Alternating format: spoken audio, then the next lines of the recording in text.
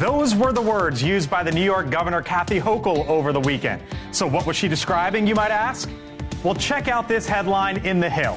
Hochul tells New York businesses not to fear about Trump verdict, saying in a radio interview there is, quote, nothing to worry about.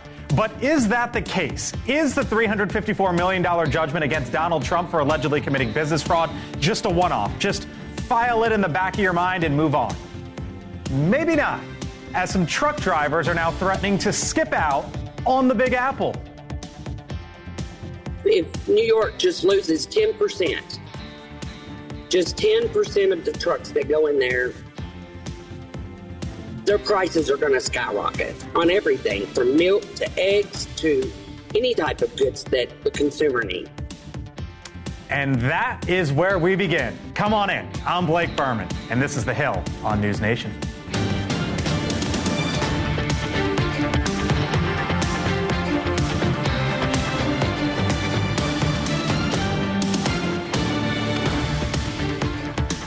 All right, thanks for being in, hanging out with us today. Chris Steyerwalt, NewsNation political editor, Scott Bolden, former D.C. Democratic Party chair, Julia Manchester, national political reporter for The Hill, and Bill McGinley, former Trump White House cabinet secretary. Hello to you all. Happy Monday. Happy Washington's birthday. There you go. President's Day. There you go. No. Don't get me started on that. No such thing. Washington's birthday. You're going to break it down here coming up later in the show. But what about that we are seeing now from truck drivers, New York City, and that verdict? Is this just a one-off, or is this a sign of what's potentially to come down the line here? Well, certainly we've seen this in other Western democracies. We've seen it in Canada. We've seen it in France. We've seen it in Germany, where you have working class people stage what they consider to be a revolt against the elites, and truck drivers are well connected in all of that stuff. I don't know the way out, though, because if they could raise prices, which they could, right? Other truckers would come in to fill that space, obviously, because markets being what markets are, railroads and other trucking companies would say, we're here for you. If they could get prices up, I don't know how they get out of this. So here's what Kevin O'Leary, who's, Shark Tank fame, here's what he said earlier today. He says, it doesn't matter what the governor says, New York was already a loser state, like California is a loser state.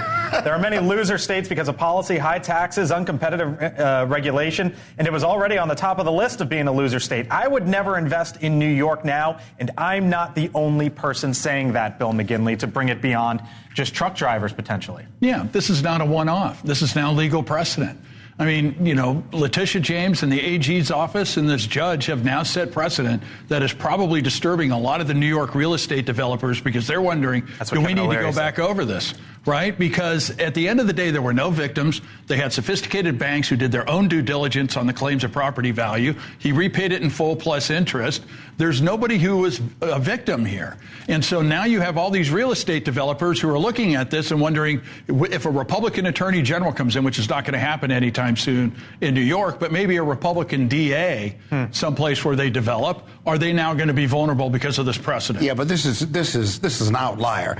Trump engaged in massive fraud over several years. So I think it's an outlier, but two, it's going to make real estate developers clean up their books if they need to be cleaned up. But more importantly, I don't think as a former president of the D.C. Chamber of Commerce, D.C., New York, and California are tough for businesses because of taxes and regulations, but those are mutually exclusive issues. Trump was an outlier and extraordinarily committed fraud, and we need to keep it the way and look at it the way it should be looked at. This is trending on social media. Truckers for Trump. Yeah. Well, and just go back off of what Chris said. I mean, this is Trump's base, the working class base. And look, buckle up 2024. I mean, this is the first major legal decision we've seen out of Trump's legal issues. Let's see what happens next. That's what I was wondering. Like, if there's a verdict in Georgia that goes against him, now all of a sudden, are there going to be boycotts of the state of Georgia? I don't know. But the truckers lose money, too, and lose business, too, if they stage this boycott. There'll be other truckers, as Chris said, that will fill that gap. It's not like this is some unionized effort. I'm going to disagree with that real quick. Just real quick. The trucking industry actually has been suffering from a shortage of drivers. And so if 10% say they're not delivering to New York City, there is not the labor force bandwidth to pick up that 10%. So let's dive into that for a second. Joining us now is Craig Fuller, the founder and CEO of FreightWaves. That is a data reporting agency focusing on global freight. Craig, thanks for being with us here on the Hill. First time, I believe. So you got some of these truckers saying, you know what, we're not going into New York because of what happened to Donald Trump. If I'm just anybody living in New York and I see that headline and you hear what that woman said off the top of the show, should they be concerned? No, not at all. FreightWaves has been around since 2017. We've covered dozens of quote-unquote boycotts and protests among truck drivers. They never amount to anything, especially not now. One of the folks on the panel mentioned that there is a truck driver shortage. That has been debunked on multiple occasions. The fact is that the trucking industry has too much capacity, and the industry is really struggling from a significant downturn, and we're not going to see truck drivers give up the opportunity to make money simply because of some political stance that they want to take. In theory, couldn't social media news. In theory, couldn't independent owner-operators stop what they're doing, right? Like, if you're working for a company and they say drive that truck to New York, you're driving that truck to New York or you're getting fired, I presume, or suspended or whatever. But if you own your own truck and you say, you know what, I don't like what happened to Donald Trump, I'm not going to New York, in theory, I guess that could happen, right? In theory, it could happen, but we've also looked at multiple of these boycotts and protests, and in theory, they sound great on paper. Not less than 2 weeks ago, we heard that there were going to be 700,000 truck drivers in southern Texas protesting the border crisis that's down there. It simply is not going to happen. There is going to be very little impact to freight flows. We have covered, like I said, dozens of boycotts since 2017, and there have yet to be any issues of consumers getting access to goods. This is nothing more than social media noise. It's not going to have an impact, mark my words. 3.5 million drivers employed in 2022. That sounds about right to you? That's correct. Somewhere in there. Okay. I look at that number. That's a big number, Craig. And we deal with politics here in this town and on this show. Do you have a sense from within your industry? Because I know this Truckers for Trump is trending right now. But within your industry, broad strokes here, is it pro-Trump, pro-Biden, or none of the above? It's probably 80% Trump. I mean, this is a red-blooded, blue-collar industry. It is anti-labor. So if you think about unionized labor, for the most part, trucking as a general industry, with the exception of the Teamsters, tends to be very anti-labor. Trump stands for a lot of what they believe in. They believe in independence, autonomy. They don't believe in government interference. But regardless of that, and having said that, we have yet to see any political movement in the United States that have caused that drivers have set out and boycotted that has actually caused any issues related to consumers' access to freight. Okay, we'll leave it there. Craig Fuller, CEO of FreightWaves. Appreciate the time and the perspective. Thanks, Craig. Thanks for having me. You got it. All right, now turning to Nikki Haley, who continues to go on the attack against former President Trump.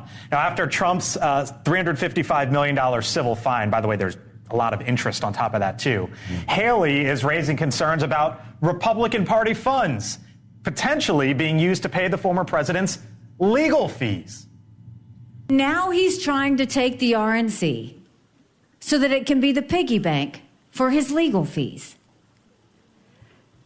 We've got to start focusing on what Americans need, not what Donald Trump needs. But with the South Carolina primary this Saturday, just 5-6 days away, the former president still leads Haley. Look at that. Basically by double. 30-something, 20-something, depending on wherever you look. In her home state, by the way, that 31-point margin is according to Decision Desk HQ and the Hill Election Center. Chris, that argument from Nikki Haley, does it reverberate at all or no? Well, I mean, it's a great argument. It's a correct argument. But when you think about it this way. So here's a guy who's worth $2 billion or something. And he has such magnetism in the Republican Party that working class people who could ill afford to give up a paycheck. Now, I'm sure that your expert on trucking is right, that it's not going to bring New York to its knees. Mm-hmm. But if any number of people were willing to forego their own income in service, it's almost a religious kind of obligation that they have to help a billionaire out with the fines against him in a civil case. That's what Nikki Haley's up against. And the base of the Republican Party, people who live in upstate South Carolina, working class, blue collar voters, are down. They're down for the struggle with Donald Trump, and they're going to hang with him. And even good arguments like the one that she's making, I don't know how that's going to break through. Well, it hasn't broken through yet, and I think Chris is absolutely right. Those are the smart arguments to make. His supporters are just illogical almost. Oh, come on, Bill. Jump in. I mean, I don't need to jump in for you. No, go on, please. No, we can start it sooner or later. That's just wrong. I mean, really what you have, number one, the RNC has a real financial crunch right now. They do. Last report showed them about $8 million in the bank, about $2 million vendor debt. That's a real financial crisis for the Republican Party. If Trump becomes the nominee, which he will be the presumptive nominee after South Carolina, if those polling results, he is going to put his people in there, primarily because they need to bring the RNC back to being the bank of the Republican Party. Laura Trump, though, says we're going to spend every penny on Donald Trump. Exactly. Yeah, but spending money on Donald Trump helps Republicans up and down the ballot because the battleground states of Arizona, Michigan. Is that really the defense? What's that? That can't be the defense. No, if it but it is. Happens. But the collar counties in those battleground states are where the House is going to be won or lost. It's where a lot of these Senate races are going to be won and lost as well. But you don't have anything if you don't have the money in the RNC. Now, Haley raising that issue of the legal fees, I understand why she's doing it. She's about to be out. And I don't think that the RNC is going to be picking up legal bills right now. There's other vehicles to do. And to go back to Laura Trump's comments, look, I mean, that's the job of the RNC. It's the job of the DNC to elect the nominee. And the committees think that will trickle down. So what she's saying is absolutely right. Going back to Nikki Haley's comments, though, look, I just think it's incredibly ironic because Nikki Haley continues to prove that she is a very good general election candidate, but she cannot break through with this Republican base. I don't know what her end game is, but it's just interesting. If you had to ask Nikki Haley one question, what would it be?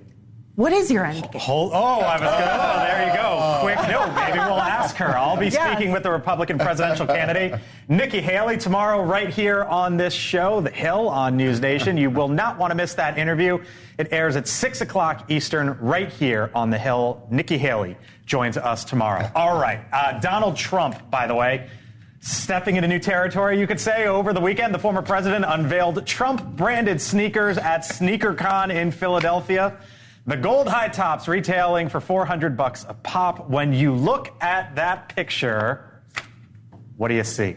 It's the same thing. It's the same thing we're talking about with the truckers. It's the power over working class people. It's the magnetism of Trump. I don't know whether this is going to sell or not sell or whatever, but it is this appeal to common, ordinary people that is Donald Trump's thing. This is not, obviously, I say this, anybody who's a sneakerhead, I mean no disrespect to anyone, this is not an audience of sophisticates, right? This is not the elite that is going to SneakerCon, and this is where he goes. I see it appealing to young men, too. Yeah, you see what? Young men, appealing to young men. What do you see there in that picture?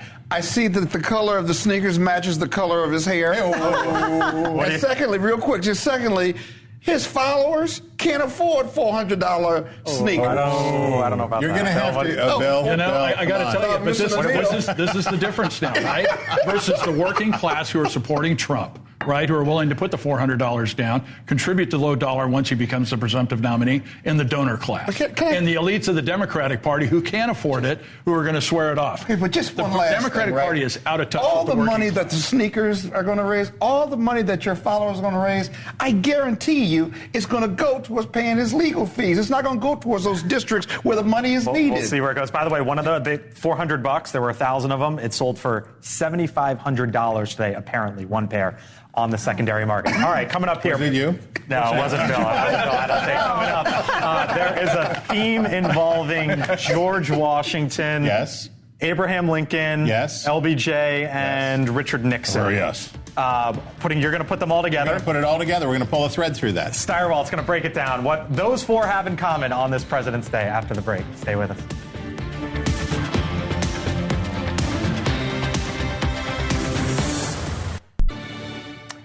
All right, welcome back here to the Hill. It's President's Day, as you might know, and today we learned about a connection between today's commander-in-chief and the 16th man to hold office. Believe it or not, way back when, in March of 1864, a man by the name of Moses J. Robinette was arrested and jailed for a fight that he participated in.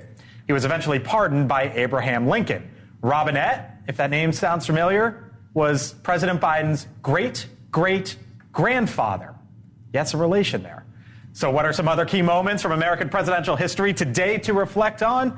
Steyerwalt here to break it all down. Chris? Biden was actually at that trial. A lot of people don't know that. A lot of people don't remember that, but Biden was actually there. He did a great job. Okay, today is the federal observance of the birthday of George Washington, born on February 22nd, 1732, about 80 miles south of here along the Potomac River in Virginia.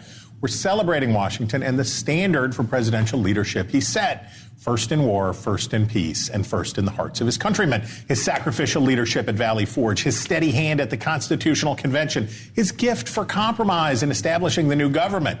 But perhaps the very best thing George Washington did as president was to quit. He stunned the world by stepping aside after 2 terms. When his old adversary, King George III, heard the news, he couldn't believe it, saying of Washington, if he does that, he will be the greatest man in the world. And maybe he was.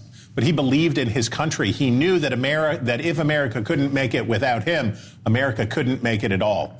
As they would say on the North Fork of Short Creek, it's time to root hog or die. And that puts Washington's farewell address, September 19th, 1796, as number 1 on our list of 4 key moments of presidential leadership by leaving. He exhorted his fellow Americans to be virtuous, to become better educated, balance the budget, and seek peace with other nations. But most importantly, to not become divided by partisan factions, lest they be targets of demagogues who would destroy the new republic. Parties, he warned, would, quote, become potent engines by which cunning, ambitious, and unprincipled men will be enabled to subvert the power of the people and usurp for themselves the reins of government. Sound familiar? Number 2 belongs not to a president who left, but one who was willing to leave. On November 8th, 1864, Abraham Lincoln stood for re-election during the Civil War. No president had won a second term in 32 years, and a war-weary nation wanted peace. Many radical Republicans believed Lincoln should use his extraordinary war powers to delay or modify the election. But like Washington, Lincoln believed in America. He couldn't defend the Constitution and disgrace its principles at the same time. When the campaign began, it looked bad for the great emancipator, but he won the election and won the war. Number 3 on our list of leadership by leaving is an unlikely hero, Lyndon Johnson. On March 31st, 1968, the ruthlessly ambitious Texan shocked the world when he announced at the end of an Oval Office address on the Vietnam War that he was dropping out of the presidential race. I have concluded that I should not permit the presidency to become involved in the partisan divisions that are developing in this political year. Boom. Johnson knew he couldn't be president and run for president effectively in a time of national crisis. Physically and mentally exhausted, he couldn't unite a deeply divided nation. Number 4 on the list of leadership by leaving belongs to Johnson's successor, Richard Nixon, on August 8th, 1974. I have never been a quitter. To leave office before my term is completed is abhorrent to every instinct in my body. But as president, I must put the interests of America first. Nixon, like many of his supporters, believed that he was being persecuted by Democrats and the members of the liberal media who were using the bungled burglary of the Democratic campaign offices at the Watergate building as a pretext to get rid of a president who they hated. He fought them in the courts. He purged his administration of dissenters. He tried every trick he could think of. But in the end, rather than subject the country to an impeachment and trial that he knew would have been a delight to America's adversaries, Nixon went away quietly and let the nation get on with the work of healing. Now, I'm not suggesting that our current leaders should or could meet the standards of Washington and Lincoln, some of the greatest figures in human history. But what about Landslide Lyndon and Tricky Dick? Could President Biden find the faith in America and humility to step aside during an election year as Johnson did? It would be messy, maybe as messy as it was in 1968. But in the wake of the Hur report and the open questions about his obviously diminished abilities, Biden could leave off as a hero simply by choosing not to run. What if Donald Trump was a man of as much character as Richard Nixon? What if, before his second impeachment for sending an angry mob to the Capitol to disrupt the peaceful transfer of power, Trump had resigned and let Mike Pence preside over the final 2 weeks of the term? Trump would have done something that he will never do by holding power and seeking another term: unite the nation and ensure his place in history as someone who put the national interest ahead of his own. Remember, Washington's words about unprincipled men who subvert the power of the people to usurp for themselves, that's the danger we always face. And that's why we rely on what Lincoln called the better angels of our nature in our leaders, men and women who summon the courage to place their faith in America, not themselves. Steyerwalt breaks it down on this President's Day. Holiday edition. You two might have been shaking your heads at one point. Julia's sitting here smiling. I was really happy you included LBJ. I think LBJ is one of the most underrated presidents, and I thought his decision, you pointing out his decision to leave, was fascinating. Really? And in both Johnson and Nixon's case, they were pretty rotten guys at many points in their lives, right? They were ruthlessly ambitious. They cut corners. They fought. They did all this stuff. But at the moment when history tapped them on the shoulder, they went. And leaving, you have to have a lot of courage to run for office, right? You have to have a ton of courage to run for office. We need people of courage to run for office. But you also have to have courage to leave. And we need a lot more leavers these days. All right. No, interesting perspective on Nixon. You don't hear that. I'm just saying. And for interesting perspectives for our viewers and our listeners on SiriusXM, The Hill, Sunday with Chris Steyerwalt, premieres March 3rd. That's a week from Sunday. I better get ready. You better get ready. He is getting ready. No, we got 2 weeks. Don't rush me. 2 weeks. No, that's what I'm saying. A week from Sunday. We still got some time. But Chris's new show premieres Sunday, March 3rd, right here on News Nation. There is still much more ahead here on The Hill. He's ready for round 2 again tonight. But are supporters of President Biden ready as well? The comedian Jon Stewart back on The Daily Show. Why things could be different this time around, maybe. Plus, speaking of popular, Charlemagne the God has had enough.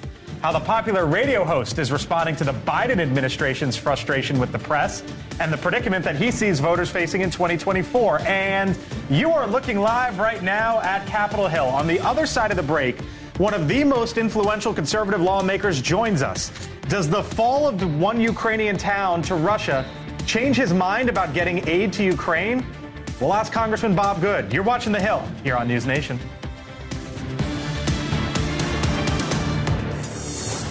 All right, welcome back here to The Hill on News Nation. So state pride or country pride? A new poll out today from the University of Texas is asking voters in that state if they consider themselves American first or Texan first.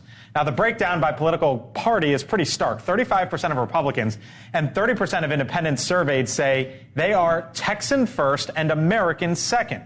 Compare that to 15% of Democrats who say the same. Bill, what's going on with your party? Look, I think having state pride, being from the Republic of Texas and being in America first are not inconsistent. I mean, if you go down to Texas and you actually talk to the Texans who are down there, they've served in the military. A lot of them do blue-collar jobs. They believe in entrepreneurship. They really believe in a lot of the things that I think epitomize the Texas culture and values, but it also really is an American first platform for them. So I think these poll results make a lot of sense to me when you actually kind of live within this bubble that is the Republican Party these days. Kind of reminds me of Florida, and I think Texas and Florida are very similar. I think Texas definitely has a firmer identity, but coming out of the pandemic and seeing, this Florida man persona that's been in the works for a number of years now. It's interesting to see a number of decades. Decades, yeah. Man robs convenience store with alligator. I'm just saying. We didn't make it up. Right. Didn't Texas try to succeed from the Union on several occasions? Well, there's like a Texit movement, but it's probably some of that rooted in the culture of this. They're going to start a trucker boycott. I think that's good. I think it's good. I think patriotism is wonderful. Right. Nationalism is dangerous. And if people want, I'm a West Virginian. I think of myself as an American before I think of myself as a West Virginian, but I'm very proud to be a West Virginian. I'm very proud to identify Montani Semper Liberi, the 35th star, child of the Civil War. I am very proud to be a West Virginian, and I think state pride is healthy and good, and in some ways better than this sort of monolithic nationalism that tends to come in its place. All right, meantime, a key town in Ukraine has fallen to Russia's army, which is drawing fresh efforts in Congress to win passage of a new aid package for Ukraine. Now, members of a centrist bipartisan group in the House of Representatives are proposing tying passage of those funds to strict provisions dealing with border security. For example, the proposal calls for $66 billion in aid for Ukraine, Israel, and Taiwan, suspending entry of illegal migrants in the U.S. and requiring authorities to detain and immediately expel illegal immigrants. Now, one of the members who has opposed more aid to Ukraine under certain conditions is the Republican Congressman Bob Good. He's the chairman of the House Freedom Caucus and joins us live here on the Hill once again. Congressman, thanks for being with us. Appreciate the time, sir, as always. So this bipartisan proposal, money for aid, money for Ukraine, money for Israel, suspend the entry of illegal migrants. What's wrong with that? Well, I think it says a lot about many members of Congress. It seems as their top priority is money for other countries overseas that they want to borrow, by the way, from our kids and our grandkids. We need to move past the era of supplementals that aren't paid for, whether they're for foreign aid or whatever they might be for. But this seems to be many members of Congress' top priority. What about America's national security interests? What about securing our border, protecting our citizens, also protecting our fiscal security as Americans? And so I don't think this bill will get a majority of Republicans in the House. I certainly hope the Speaker does not take it up. You say, but so is it just offsets for you, Congressman? Like the $66 billion, if this were to be quote unquote paid for somehow, would you support that? Well, paid for is not a theory. That's a reality that we can pay for. We can cut UN funding. We can cut IRS expansion. We can cut the COVID slush fund, the commerce slush fund. There's many examples of low-hanging fruit that we can cut, and that ought to be just a principle because our debt situation is unsustainable. What's also wrong with it is you cobble together these things that are unrelated. Most Americans and almost all Republicans support aid to Israel. But aid to Israel should not be held hostage to aid to Ukraine or for other particular concerns that are not related to Israel. Even aid to Israel ought to be paid for because Israel doesn't have $34 trillion in national debt, doesn't have a $200 billion deficit. And again, we can pay for it. Continuing to have supplementals that aren't paid for is a slippery slope. It never ends. We've got to change that. But with respect to Ukraine, I don't think there's a majority of Republicans who support that. I don't support more aid for Ukraine. I don't think at all. The case has been. You don't support another dime? I don't support more aid for Ukraine. Foreign policy issues are complex. They're uncertain. It's difficult to know exactly how they will turn out. However, what is certain is our own debt. What is certain, our own national security is compromised under this president. What is certain, again, is that everything that we do from a foreign aid standpoint ought to be paid for.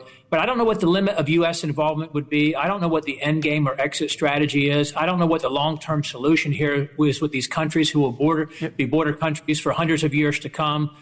Ukraine is not a member of NATO. We're not sworn to defend them. Ukraine is not a democracy in the sense that we are as a constitutional republic. And so for those reasons, no, I don't support more aid for Ukraine. We've already sent $113 billion over there that we borrowed from our kids and grandkids. We saw a congressman in the state of New York, Tom Suozzi, a Democrat, win there. And he ran on a campaign of what needs to happen at the southern border. That was a seat that was flipped from red to blue. Axios is reporting now that President Biden, before the State of the Union, could do the following. They say, quote, one bold move that Biden has considered, we're told, is an executive order that would dramatically staunch the record flow of migrants into the Southwest. This could even happen in the 2 weeks before the address, allowing Biden to say he took action while Republicans just talk. I know you've passed H.R. 2 in the House, Congressman, but that's going nowhere. And I wonder, after watching Tom Suozzi, a Democrat, win in New York, if there's some second guessing that you guys need to get something on the books as it relates to the southern border. Well, I'm glad you brought up the president because the president immediately when he took office executed some 60 executive orders that reversed intentionally the border security policies that were in place under President Trump, which were largely securing our southern border. He did it on purpose. He stopped the wall. He stopped Remain in Mexico. He reinstated catch and release. He stopped detaining individuals at the border. But looking forward, what are you going to do? Like, I understand what happened in the past. Well, but what the president can and should do is to reverse those executive orders. He's right. He could secure the border today if he wanted to. This is a lawless president who's not following the laws that are on the books. To your point, Congress, you have to get the House and the Senate and the White House to agree together for Congress to take action. I want Congress to take action, as I've noted with the Senate passing H.R. 2. But the president can take it upon himself. What the president wants is political cover for having opened our border and allowed 10 million illegals to come into the country. He doesn't want to end it. He did it on purpose. He's not confused. Even Biden's not confused about it. Democrats say Republicans just want political cover for Donald Trump until he potentially gets reelected. Even Biden knows that he opened the border. Even he knows there's 10 million illegals who've come in because of his policies. He ought to change it. I would support him changing it. But what he wants is political cover going into an election year. Congressman, I got to leave it there. I'm sure we'll talk to you again soon. Congressman Bob Good, State of Virginia, head of the House Freedom Caucus. Thank you, sir. Thank you. You would say to the congressman what? I would say you can't have it both ways. We've seen a bill that has this foreign aid as well as border security, bipartisanship. We've seen them break it up. And now we see this centrist group who's put it back together with perhaps some stronger border protections. I'm sure there's some things that Biden could do executive-wise, but he doesn't believe in that. He believes in a humanitarian approach, but it's costing him political points. So my question to Representative Good is, well, then what, though? Because if he exercises the executive order and reverses some or all or does something else, okay, but this is a talking point for the Republicans in an election year. They're still going to criticize him because you heard the congressman go back to, well, he reversed these on purpose. He knows what he did. We're going to impeach Mayorkas. All of these things, because if they don't keep talking about that, no matter what Biden does, then they're not going to have a talking point for their base. Does this have any chance of passing? I don't see it happening. Okay. When does the CR run? That's the short-term government funding bill. Early March. So what it feels like is going to happen, right, is that the House is going to get jammed to a fare thee well, right, because they're not going to have the votes. They're one seat short, and it's going to get tighter, and it's going to get tighter. CR's coming up. They're going to get up to the cliff, and it's going to be push me, pull me, and they're going to have to pass something at some point, and there'll be some aid in it, I bet. But what happens to Ukraine in the interim with this funding not being there? I tell you, that Ukraine fall. You comfortable with the position that you just heard from Bob Good as it relates to Ukraine? Not another penny. Position for the House of Representatives, and I know that I'm going to draw a reaction from that. But I also think he was absolutely correct. Okay. Through the stroke of the pen, President Biden reversed all of the southern border policies that President Trump had in place. But he has the existing authority to reinstate them. If he doesn't want to do all of them, start doing some of them. Because I think that will go a long way toward engendering some goodwill with some of the people in their House Republican caucus, because they're saying we secure our border, then we'll secure other borders. By the way, so 2 years ago, we'll celebrate the 2-year anniversary or observe the 2-year anniversary of Russia's invasion of Ukraine on Saturday. Mm-hmm. And if a year ago we would have said Vladimir Putin is doomed, now he is killing his rivals with impunity. Right. Back to fully flouting the international community because he figured he could just wait out the United States of America, and it looks like he might get his way. Okay. All right. Coming up, the popular radio host Charlemagne the God gets candid about the 2024 presidential election, what he has to say about both President Biden and former President Trump. Coming up next, Steve Krakauer joins us.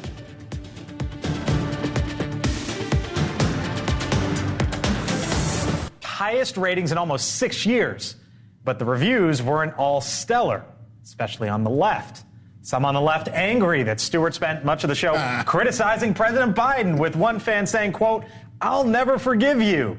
Joining us now, NewsNation contributor, media critic Steve Krakauer. He's written an op-ed in The Hill claiming that, quote, Jon Stewart is about to learn a hard truth about the state of media and culture. Steve, good to have you back on again. What do you mean by that? Yeah, look, Jon Stewart, it's a very different environment than Jon Stewart was in when he left in 2015, which, as we all know, he left in August of 2015. It was just mere 2 months after Donald Trump took the big escalator ride down, obviously before he really started gaining steam in the Republican primary and then, of course, winning. So it's completely different now. And yes, I think there was another headline, Rolling Stone, he appalled the left for the betrayal of his own side. I mean, this is what he's facing. And I will say this, sure, maybe he's up for it. He's up for the challenge of the incentive structure that exists now of people yelling at him on X and other social media platforms on his, quote, own side. But we'll see, because we've seen person after person, they have to really hold strong in their beliefs if they're daring to just go a little bit over the line of stating the obvious about Joe Biden's cognitive issues. They're going to get this sort of backlash now. That's the environment we're in. Julia, I don't think the left thought that, like he's the left was basically his base, right? Before he left. And then all of a sudden he comes back after, 9 years? Mm-hmm. And they're upset with what they saw in the first episode. I don't know if he would have expected that. Well, I think the left, there are members of the left of the Democratic Party, particularly younger voters who are watching Jon Stewart, millennials like myself. I had a lot of friends from high school and college who were talking about this, but they agree with Jon Stewart in that they think Biden is too old. I think what you're seeing, this backlash, might be from more of maybe an older portion of the left or maybe a more establishment portion that is going to be more favorable or sympathetic to. Are you talking to me? No. Side-eye. No. All right. Well, from the host of a TV show to the host of a radio show, Charlemagne the God has become a key political voice. He has interviewed politicians, made frequent campaign stops, and as the co-host of the popular radio show The Breakfast Club, he reaches around 6 million monthly listeners. Huge following. Now, Charlemagne the God endorsed President Biden in 2020 and says Trump is a, quote, threat to democracy. But he has also become critical of the president of late, calling him uninspiring. Now he says he gets blowback from the White House after voicing his criticism. Here's what he said. And I think that's the stupidest ever. Even if I do criticize them, I'm criticizing them because of what I see coming up in November. I see what we're facing. So what I'm saying to them is, where is the sense of urgency?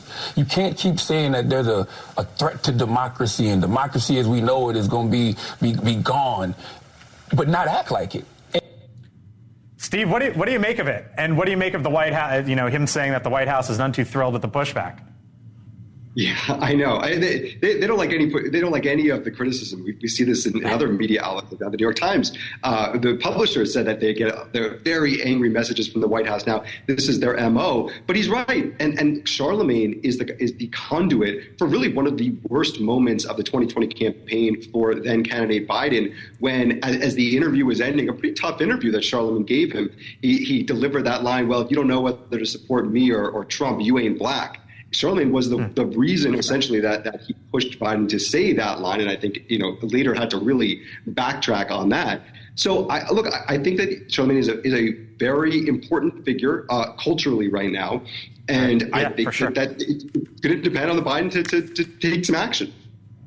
How big of a problem is it when you hear stuff like that from Charlemagne the God? Well, the White House doesn't want to hear any criticism. Whether they don't. I mean, whether from the White House Correspondents Association or Charlemagne the God or whoever. It's not going away. It's not going away by not talking about it. So I tell them to listen to Charlemagne. Listen, I tell them they've got to do something, whether it's inspiring. On this show, I've said you got to make him more likable, have him smile more versus looking like the angry grandfather. But the White House ought to be listening to Charlemagne and others, because the challenges of Biden are real, and it's not going to go away by ignoring it as Democrats. We earned the right to criticize and support the White House and the Democrats as Democratic voters and political contributors as well. You can't get mad at us for speaking about reality. People do not need the media to be partisan aligned. Right. They do not need the media. The American people are not well served if we put on a jersey and we play for one team or the other. Right. We're supposed to be advocates for the viewer, for the listener, the reader,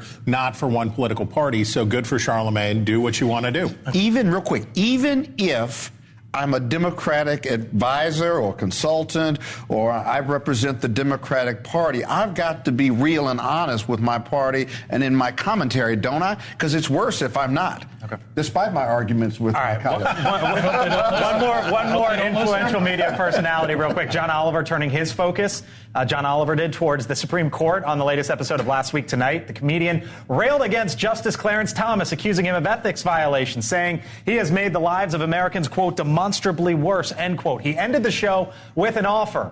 $1 million per year to resign from the Supreme Court, an offer he said is, quote unquote, somehow legal. Bill? No. I mean, even though this is a comedy show and what he's trying to do is draw attention to all of the allegations against Clarence Thomas, which I don't think have merit, I mean, this is the type of stuff that really just kind of irks me. We've destroyed our institutions. We really have. The Supreme Court has come under withering assault. We have protesters out in front of conservative justices' houses on a daily basis. We had somebody who tried to assassinate Justice Kavanaugh. The violence out here is real, and sometimes we need to take a step back. Okay. Steve Krakauer, thank you very much for joining. We'll have you on back soon. Thank you all, too. Lots of fun, good stuff. On the other side of the break, Leland Vittert joins me. Did you hear what Charles Barkley said over the weekend? Sir Chuck, about crime, San Francisco, Indiana, and the All-Star game. We'll put it all together. Leland joins me on the other side of the break. The South Carolina GOP presidential primary. NewsNation Decision Desk 24 has you covered.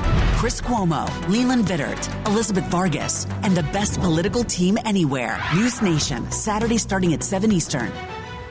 All right, so before we go, the former NBA All-Star Charles Barkley, sports analyst as well, did you hear what he said over the weekend? Calling out San Francisco at Sunday's NBA All-Star game. Now, Barkley asked, quote, if you had a chance to be cold or being around a bunch of homeless crooks in San Francisco, what would you want? He then went on to say, quote, you need a bulletproof vest to walk around San Francisco. He was in Indianapolis. He was in Indianapolis. He was talking to Reggie Miller, Leland Vittert, host of On Balance. He was talking to Reggie Miller, Indianapolis, Indiana Pacers great, and was like, hey, Reggie, this or that, and I think that... Are you trying to imitate? Is this your best Charles Barkley? No. He said, hey, Reggie. He was like, hey, Reggie. They were getting into it, and yeah.